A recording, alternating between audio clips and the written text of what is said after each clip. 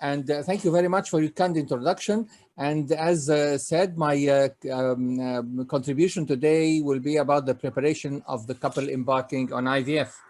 I see I'm going to talk about to patients, but I'm going to also to try and talk to my dear colleagues, doctors. Now, of course, if a patient will be embarking on IVF, the first thing to do is to counsel the couple. And when counseling the couple, we really have to remember 10 things to do. The first thing is to explain to them the indication. Why are they going to have, for example, IVF and not ICSI? Is there will be any PGD and so on? And then to explain the procedure. Why are we going to ask for basic tests? How the monitoring is going to be done? How the egg retrieval is going to be done? Why we need a semen sample? Is the patient has azoospermia? Are we going to request a testicular biopsy and so on? What's the difference between IVF and ICSI if we're going to do PGD or PGS? Again, we should really tell the patients about the results, because some patients think that IVF and ICSI is God's answer to all problems and that the result is 100%. Of course, it is not. It can never be. So the best thing is to tell them about the results in our center and how it depends, of course, on their age, the case, what semen analysis they have, how many times the lady has done it before, and so on. And then, of course, there are possible complications. They are rare, but we need to tell the patient about them. They have to understand that the doctor is in charge of the situation. He knows that there are possible complications. They are rare, but of course, if they happen, he will be able to deal with them. Again, if there is an issue of weight, of smoking, the patient is smoking, the alcohol issues, drugs issues. Then if there is a current disease, is the patient diabetic? Does she have a heart condition and so on? What medication is she having? Does she have any allergies? And then, of course, we like to discuss with the patients how they, for example, if she doesn't become pregnant from the first time, sometimes people can have a nervous breakdown, and so we really have to have an idea about their possible response. And finally, if there's an issue of cost and finances. So having done this interview, then there are 5 things that we need to do to prepare our patient for IVF. The third group of things are the laboratory assays. And these laboratory assays include hormonal assays and a semen analysis. And there are some routine assays I'm going to talk about, assays for sexually transmitted diseases. And again, and if the patient has any existing disease like diabetes or thyroid and so on.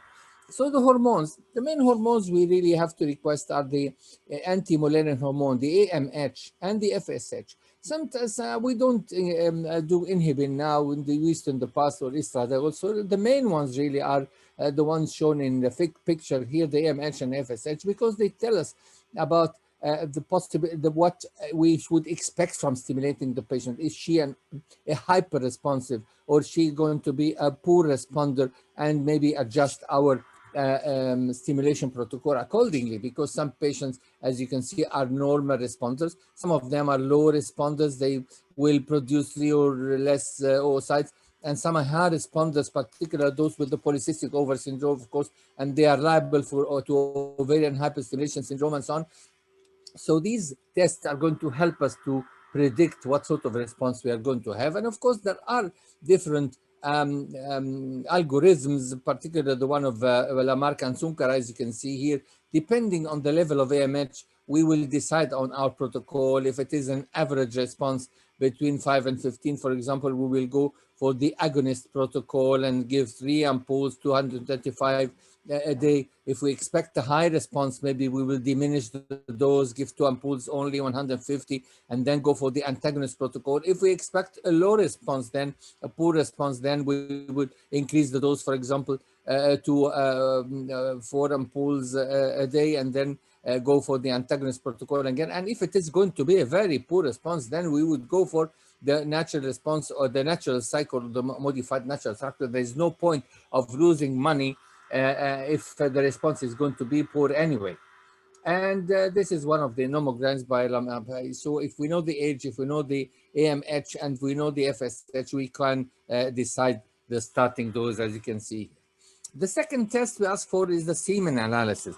We want to know how is the semen of the husband, because, for example, if there is a lot of infection, we will change our method of preparation. We will do the percol preparation, for example, rather than the swim up protocol, and depending on what we find in our semen analysis. As you can see here, these are the reference values. Of course, it has changed many times by WHO, but the most recent one is we want to count to be more than 15, the total count to be more than 39 million sperm, the motility in general to be more than 40%, and the progressive motility should be more than 32, and also the strict morphology should be more than 4.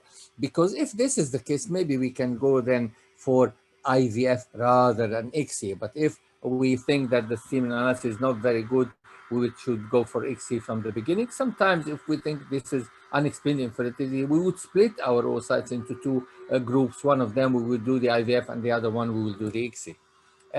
This is a paper we've done many years ago, because people will look at the sperm and will ask us, okay, doctor, is my sperm analysis good or bad? So are all these parameters really important? What we have found, and other people have found, that there are two important parameters really. It is the sperm velocity and it is the strict morphology. Now, in this paper, for doctors who are with us today, we have done what we call a multiple regression analysis to see exactly what are the factors which affect the fertilization rate, because the function of the sperm is to fertilize the egg. So these are really the two things that will tell us if this sperm is going to fertilize the egg on its own, so we go for IVF, or it is going to need ICSI, for example. Again, the same thing, sperm velocity and strict morphology. The other group of tests are the clinical chemistry and hematology assays, like what? Like the complete blood picture. If the patient is anemic and so on, we like to know. And what the other thing we look at is the platelet count, because it will tell us some bleeding during the oocyte collection is not really a very serious complication, but it can happen. And then if we know the bleeding time, the coagulation time, and particularly the platelet count, we will know, we have an idea about the coagulation profile of a patient. Urine analysis, if she has any problem in urine, a liver function test and kidney function test, some patients can have a serious disease without us knowing. If she is diabetic, or maybe she, as we all know, glucose is not good for the embryos and for the oocytes and during in fertilization in general. And of course, it is an opportunity to discover whether the patient is diabetic or not. And again, as I said, we do other things for the coagulation profile, like the PT, PTT, and INR. And this is, as I said, what we look at: the hemoglobin, the platelets, and the white blood counts. Everything else is important, of course, but these are the main things that we do when we do a complete blood count.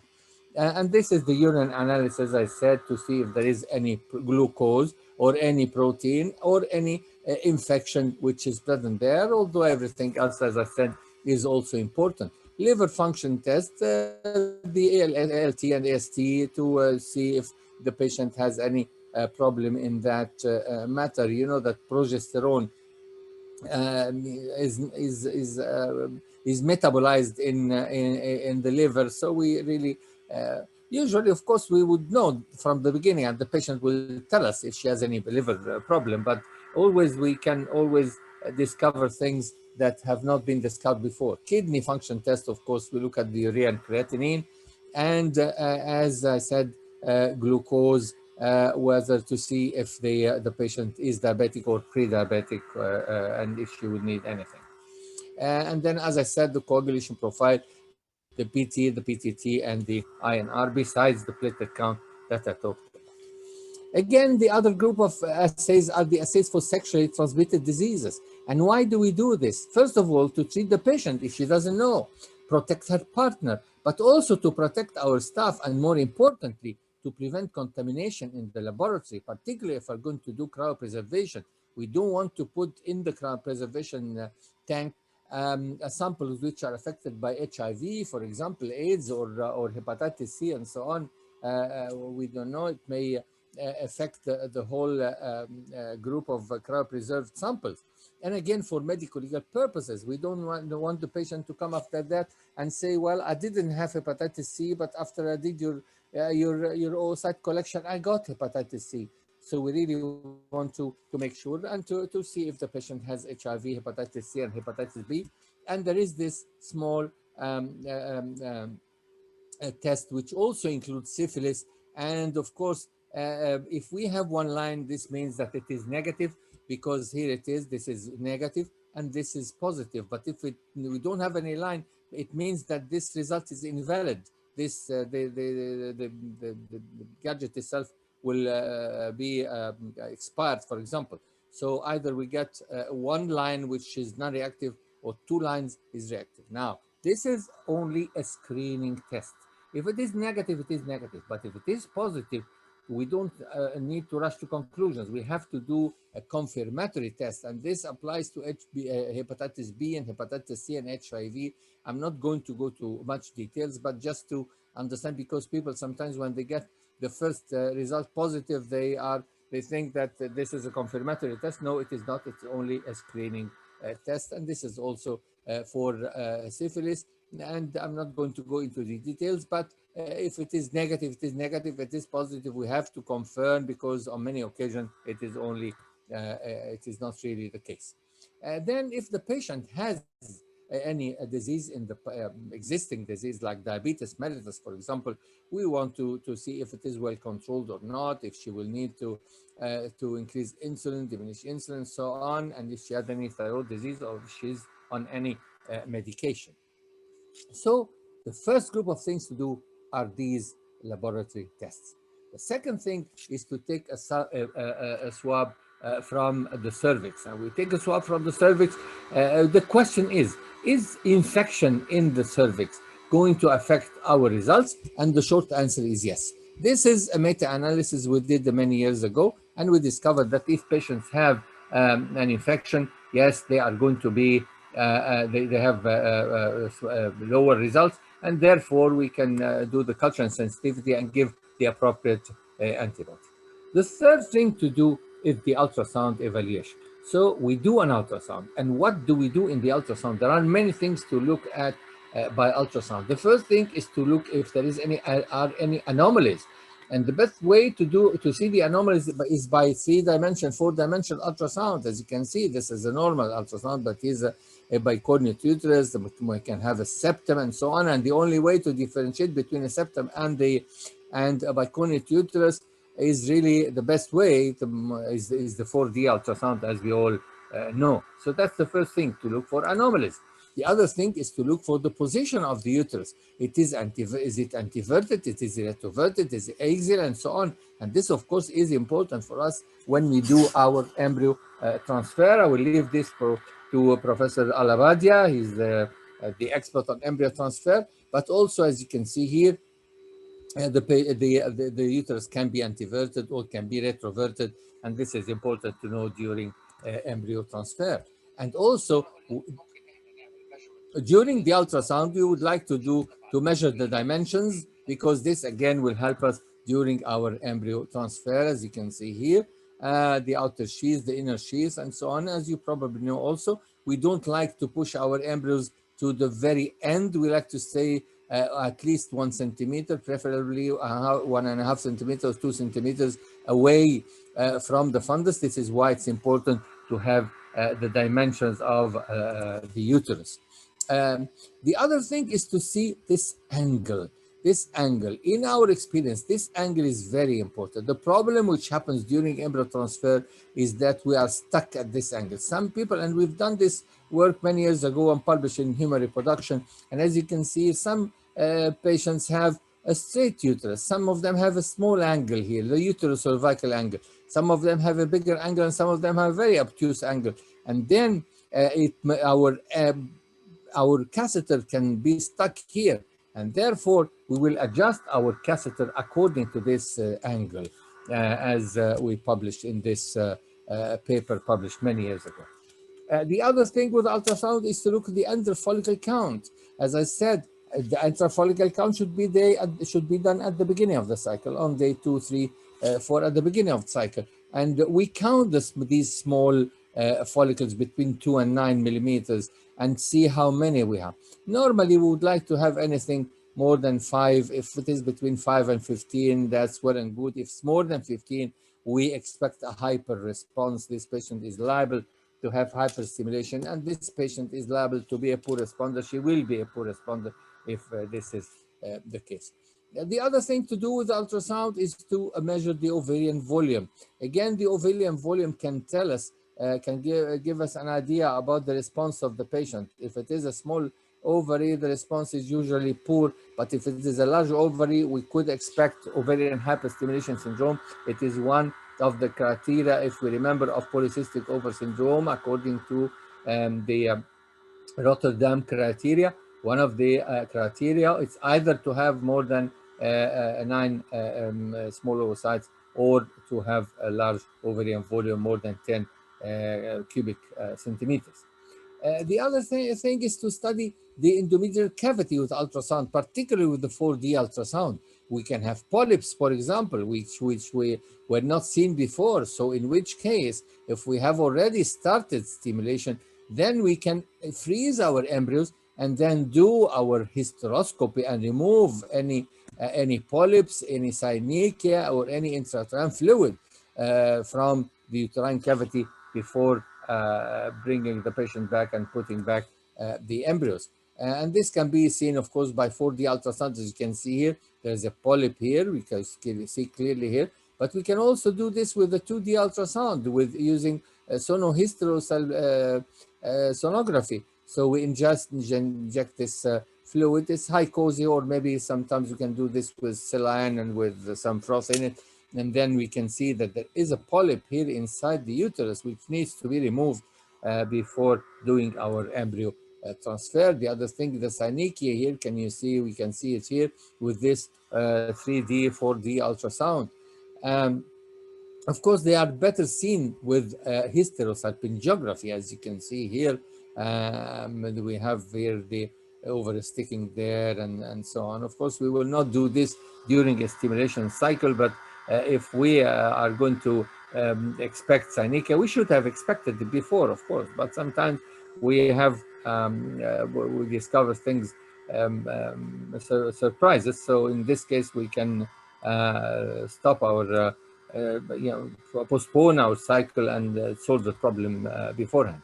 Again, as I said, some women have some fluid in the uterine cavity, and we will need to know if this is accompanied by any hydrosalpinx. Is there any tube which is full of fluid, and this fluid keeps sending this fluid in the uterine cavity, which will affect the implantation of the embryos. Having said this, we know that if we aspirate the fluid, it is not going to affect the results, at least in one of the important papers published in Fertility and Sterility.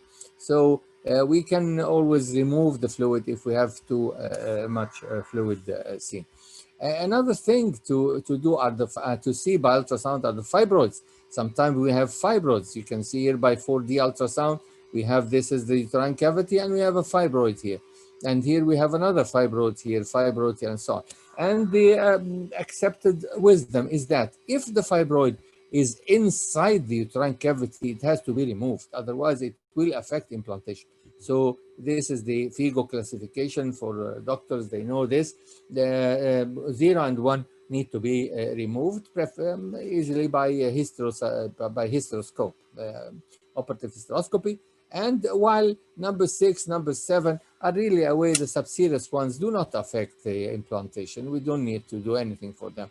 The question is about the ones which are intramural, completely intramural, like grade 4, but also grade 3, which is just touching here, and grade 2, which is like slightly encroaching here, and the 2 and 5, which encroaches on the cavity and also encroaches on the serous on the outside. And then we have this one also. So it's really the accepted wisdom is that if it is affecting the uterine cavity, it needs to be removed. If it is not, it doesn't need to be removed. Another thing to see with ultrasound are the ovarian cysts, as we can see here. And sometimes, and what type of cyst is it? We can know this by 2D ultrasound or 4D ultrasound. Is it an endometriosis cyst? In which case, it's better to leave it alone, because if we try to aspirate it, or if we try to aspirate it during oocyte collection, this is blood, and and the vagina is not a sterile place. So you create a vacuum here, and then when you remove your needle, then everything in the vagina is going to rush back, and then we may end up by having a tubal ovarian abscess. So it's not a good idea to fiddle around with any endometriosis cyst. So what we do in our case, we leave it aside. And to remove it again, if it is a small one, if it is up to 5 centimeters, sometimes even more, to remove it, we are going to, we can affect the blood supply in the ovary, and therefore end up by having a poor response, affecting the ovarian reserve and so on. So the best idea really about endometriosis cyst is to leave them alone. But if it is a simple cyst, it's easy to aspirate it with a needle, as we all know. The other thing to see with ultrasound is the hydrosalpinx. We know that hydrosalpinx, which means that the tube is blocked at its end and it's accumulating fluid in it. And sometimes the fluid gets infection and is accumulating pus in it, but usually fluid. But this fluid can escape through the fallopian tube to the uterus and can affect implantation. Therefore, and we can see it, as I said, with ultrasound. This is actually 2D ultra, well, 2D then 4D ultrasound, and we can see that we have here a hydrosalpinx. It doesn't look anything like any follicle or a cyst. This is very irregular and so on. So it must be a fluid in the fallopian tube. And we know from the word of Camus from France a long time ago that this affects pregnancy. This slide is for doctors, really. The pregnancy rate is diminished, the implantation rate is diminished, the delivery rate is diminished, and the pregnancy rate even is increased. So yes, it is bad to have a hydrosalpinx. So what happened is that Dr. Strandell from Sweden has produced this very important paper, of course, published many years ago in Human Reproduction, showing that when she removed the hydrosalpinx, she had a better implantation rate, a better pregnancy rate, a better delivery rate. Of course, she lives in Sweden, and in Sweden, the government pays for the IVF. So it is easy for doctors in Sweden to see a patient like this and tell her, look, my patient, I am going to remove both your tubes, and you are not going to, will never be able to become pregnant on your own, but I will guarantee you an IVF because the government will pay for your treatment until you get 1 or 2 babies. But in my country and in many parts of the world, it is not that easy. The patient is going to pay for everything. So the other alternative is not to remove the hydrosalpinx, but just to close it, either by any method of clean closure of the tube, so that the fluid does not go inside the uterine cavity and affect implantation. Again, adenomyosis, something else that can be seen with ultrasound, with 4D, 3D, 4D, as you can see here. There are criteria. Of course, I'm not going to go into the criteria, but as you can see here, the edge is very fuzzy. You cannot really determine where the endometrium ends and where the myometrium starts. And as you can see here in this two pictures, and of course, if we have Doppler, we can see that there are foci of blood supply here, because this is all endometrial tissue. So it's adenomyosis, which is the presence of endometrial pockets inside the myometrium, inside the wall of the uterus. The lining of the uterus migrates inside the wall, inside the muscles, and this can also be bad for implantation. And finally, with ultrasound, we can see endometriosis, as I said, particularly in the form of endometriosis cyst, what we call endometrioma. And again, as I said, it's better to leave it alone rather than run the risk of having a tubal ovarian abscess. So the first thing are the blood tests, as I said. The second thing is to do the swab. The third thing is to do the ultrasound. The fourth thing is to do a mock embryo transfer or a trial embryo transfer.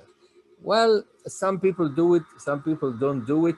And why do we do this? We want beforehand to know, as I said, the length of the uterine cavity, the direction of the uterine cavity is it going up, down, right, left.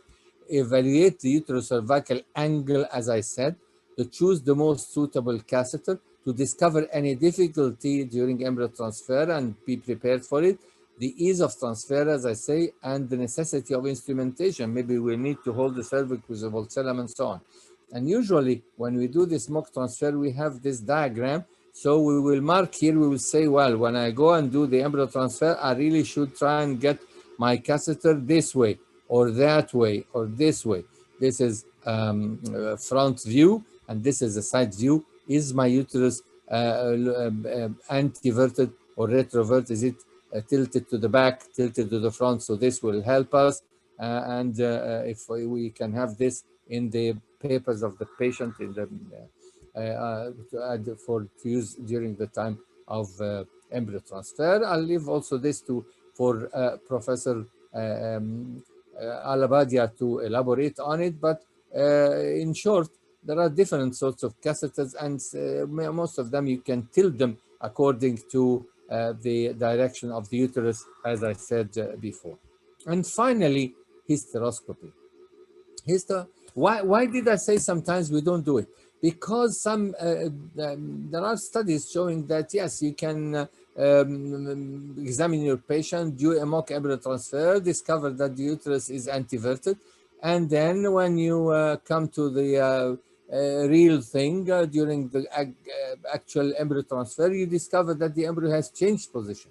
And this is of course possible because the uterus is not a piece of stone. If the bladder is full, it will tilt the uterus to the back. If the rectum is full, it will tilt it to the front. So it does have some advantages, has some disadvantages, but some people sometimes skip this step. And finally, hysteroscopy. Now, hysteroscope is, of course, an instrument that goes inside the uterus to see if there is any problem inside the uterus that can affect our embryo, our implantation. We can put our beautiful embryos here and then discover that there was a polyp here that nobody can have seen it or anything else. So, but of course, if we have a good ultrasound machine and more importantly, a good ultrasound person, he is going to discover this, particularly if he has a 4D ultrasound. So this is why hysteroscopy is not really common use, and we doctors know that there is a study by Smith Italia that if they did a randomized multi-center study in the UK and the whole of Europe, and should we do a hysteroscope for everybody before starting IVF? And the short answer is that it doesn't help at all.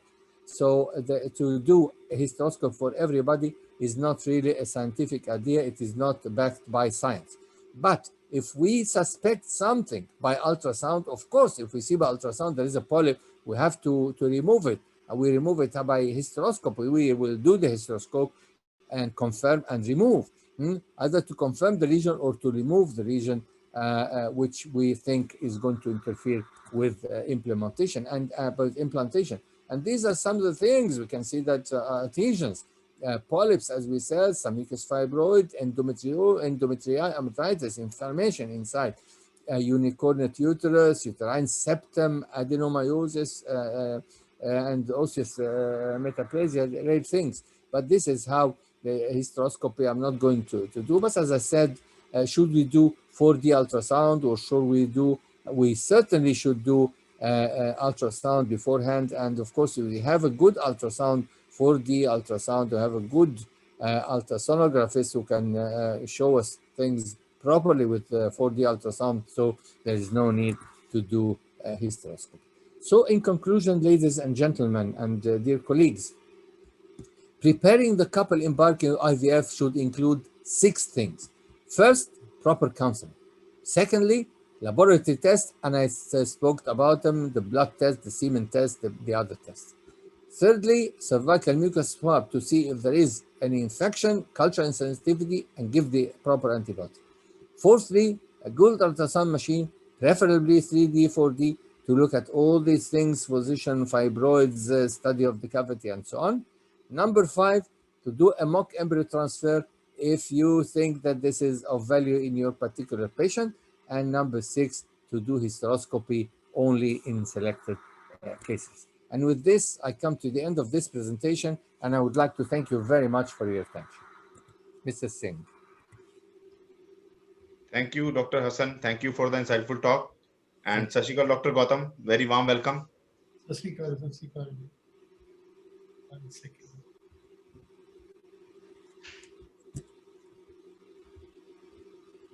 I will stop sharing my screen. Thank you, Professor. Thank you. It was wonderful. Thank you, Professor Allahbadia, and thank you for inviting me. It's always a great pleasure. So we will begin. I'll share my screen and I will share the sound.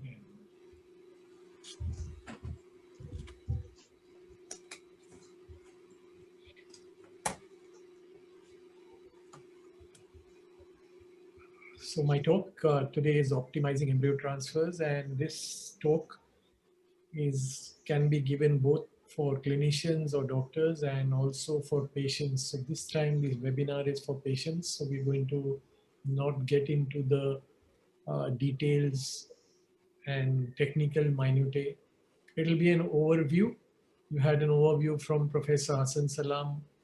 This was one of the best lectures I have heard in preparing a patient embarking for IVF.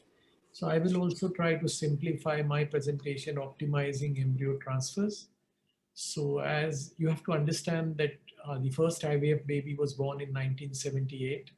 And since then, IVF results have come in from 35% to today 70–80% in terms of implantation pregnancy rates.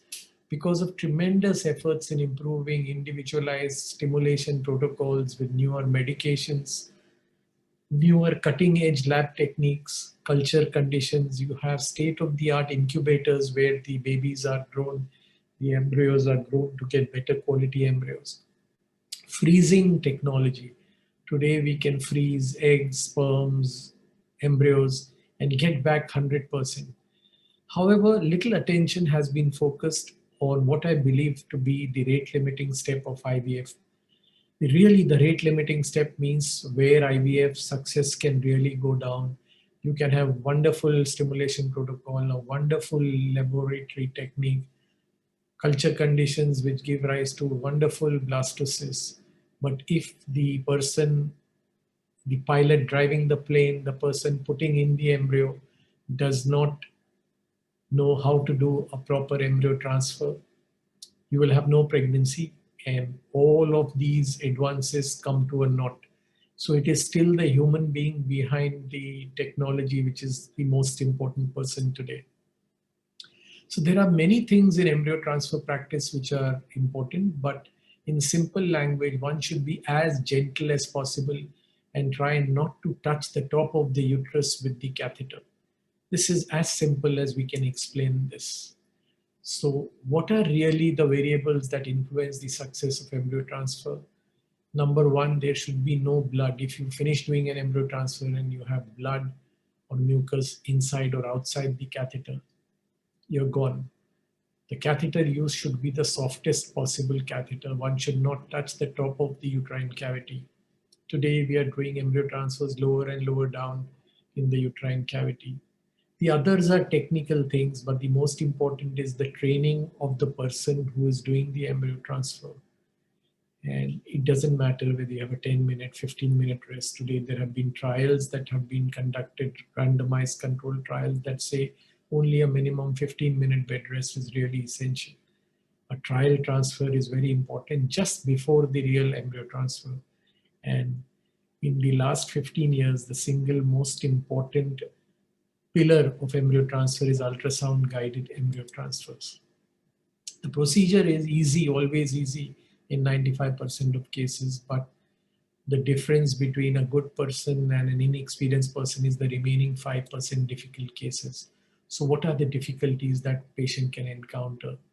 A lot of patients are very nervous, and at times we have to do the embryo transfer under anesthesia, narrow introitus, cervix that is flush with the vaginal wall, a narrow mouth of the cervix, or a very loose cervix, a convoluted, distorted cervix. Sometimes there are false passages made by the endoscopist who has done a hysteroscopy using dilators, and abnormalities of the uterine cavity. So there should be mandatory use of ultrasound when you do an embryo transfer. Always do a trial transfer just before the embryo transfer. So this is more technical, where this is a study done in Italy, which tells you that even if clinically you are very gentle, if the catheter is stiff and not very soft, it can cause micro lesions, and these compromise the success of embryo transfer. So when you do a mock embryo transfer, in whatever are the clinically perceived easy transfers, even in them 37% of patients showed moderate to severe damage just using a soft embryo transfer catheter. So the clinical perception of ease of transfer does not correlate well with degree of endometrium, the uterine lining damage. The take-home message is that always use ultrasound. Never do the embryo transfer blind. Ultrasound helps in not touching the top of the uterus. It helps in transferring the baby or the embryo to where it is intended to be transferred. Today, I have told you, we started with putting in 0.5 centimeters from the top of the uterus. Today, the optimum is 1.5 to 2 centimeters away from the top of the uterus. This is a paper from Brazil that tells us that there is increased implantation in pregnancy rates obtained by placing the tip of the transfer catheter in the central area of the endometrial cavity. So there is something called a triple layer seen on ultrasound. So right in the center, in the central stripe, is where the embryo should be deposited. So this research on embryo transfer has been going on since '85. This is a paper from Germany, where after an embryo transfer with the vaginal probe inside, the patient stood up. And so before that, when they pushed in the embryo transfer, the embryos with the air, they documented a fluid bubble which contained the embryos. And when patients saw it, they were reassured that the embryo has reached the proper place. So these were the early days when ultrasound was used. But the bubble used to move from where it was deposited. I will show you a very nice video. What do I mean? So watch this area, this box. So this is an embryo transfer catheter. At the tip, you see bright shadows and dark shadows. Just watch this area. The embryo is deposited along with the culture medium. So this is the embryo deposited, and then the bubble moves down. So it doesn't retain its place. Let's watch this again. Just focus on this area. This is the catheter going up. I told you initially we were depositing 0.5 centimeter from the fundus. Let's watch this carefully. Focus here. So the bubble moves almost 0.5 centimeters down. So then the research was done to find out when they transfer and the bubble moves. The conclusion when 3D ultrasound was that approximately 20% of embryos implant in areas other than where they were deposited. And going one step further, in Australia, a transvaginal ultrasound guided transfer was performed with the second ultrasound in standing position immediately after embryo transfer. So with the probe inside, they wanted to know if there is a movement of embryo associated air and whether this movement is associated with a good or bad prognosis. So standing shortly after embryo transfer does not play a significant role in the final position of embryo associated air, is unlikely to be a factor in determining the position of embryos transferred to the uterine cavity. So all those, the take-home message is that 25 years ago, we used to say prolonged bed rest after an embryo transfer, and patients used to rest for 4 hours and 6 hours. It's really not necessary. Wherever you deposit it, nature finds its own course and takes the embryo to that place, and the rest or bed rest really does not have a role to play. This is how a transvaginal ultrasound.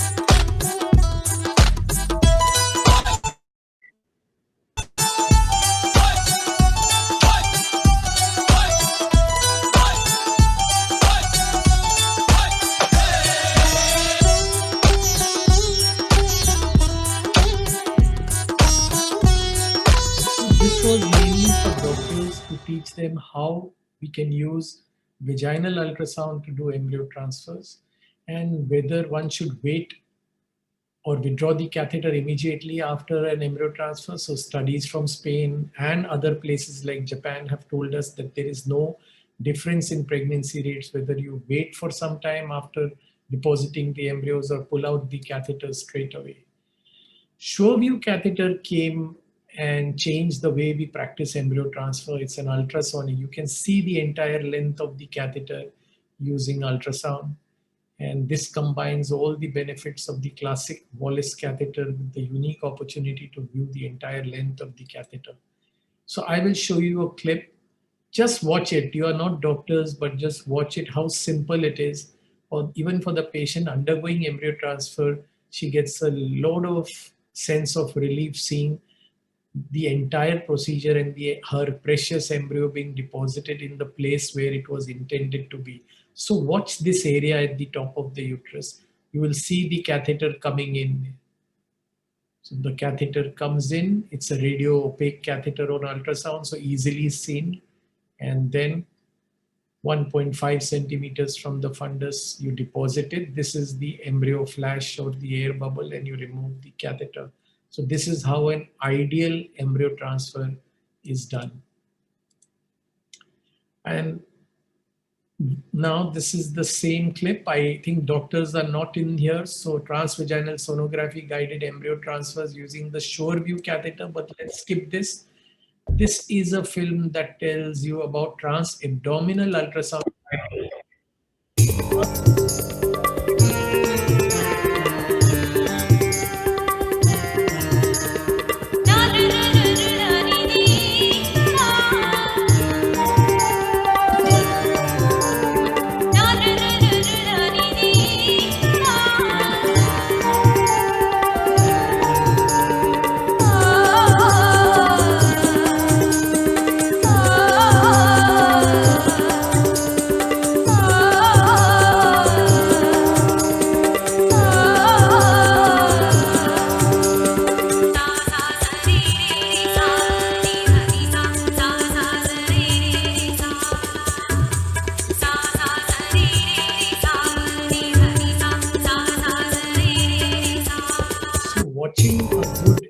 Transfer is really like poetry, and you can take pregnancy rates right up to 80% if everything goes well.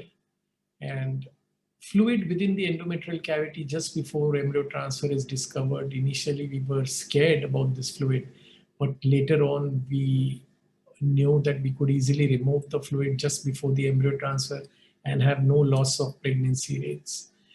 Again, this is mainly technical, but what this tells us is that the cervical mucus, or the mucus at the mouth of the uterus, if you culture it, if you send it for testing, and those who had a positive culture, that means those who had infection of the tip of the catheter, also had infected cervical mucus. and those whose catheter tip that was sent for testing was negative had a negative endocervical mucus. So it would be reasonable to assume that before embryo transfer, if you just wash away the mucus, it would decrease the contamination of the catheter tip and increase the pregnancy rates. Also, this sticky mucus can sometimes trap embryos which stick to the side of the catheter. So what we do is that we just before the embryo transfer, we flush with the culture fluid or the media the mouth of the uterus. And initially we found that when we flush even outside, there were times the fluid entered the uterine cavity but flowed back quickly. And this is how a cervical flushing, this is something to really learn if some clinicians are attending this webinar. Cervical flushing before transabdominal ultrasound guided embryo transfer, this is how it looks like.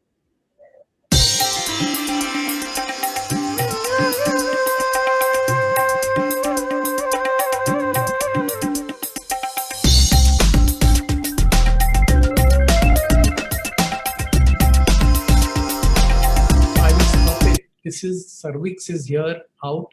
So we have only flushed the outside of the uterus, but because this is an easy straight passage up, you have the fluid hitting the top of the cavity and then flowing back immediately.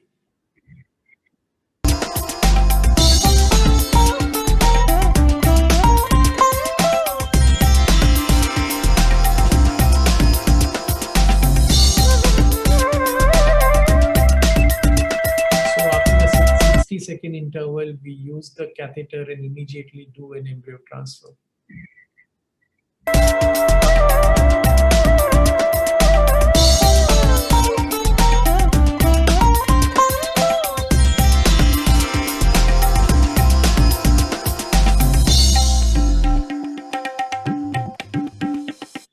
So what is the impact of the reflux of media into the uterine cavity? In fact, this is a frequent event, and in patients where you can see the fluid hitting up and then going out possibly is a good sign because it signifies an easier embryo transfer.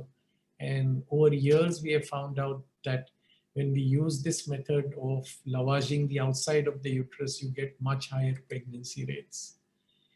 The last few slides of Professor Hassan Sallam showed us the ultrasound measurement of the cervical uterocervical angle before embryo transfer. This is the paper he was referring to that he published in Human Reproduction. He showed you the graphs how by filling up the bladder, you straighten the uterine cavity, and on ultrasound, you can mold or bend the embryo catheter in the direction of the uterine cavity. And especially if you have a catheter like a SureView catheter that is seen on ultrasound. So the next video I'm going to show you is a patient with a very difficult S-shaped cervical canal, but the embryo transfer is very easy because we have followed Professor Salam's principle, and on ultrasound we saw the S-shaped cavity and bent the catheter into an S shape. So you'll understand it better if you watch the next video. So S-shaped canal and molding the catheter.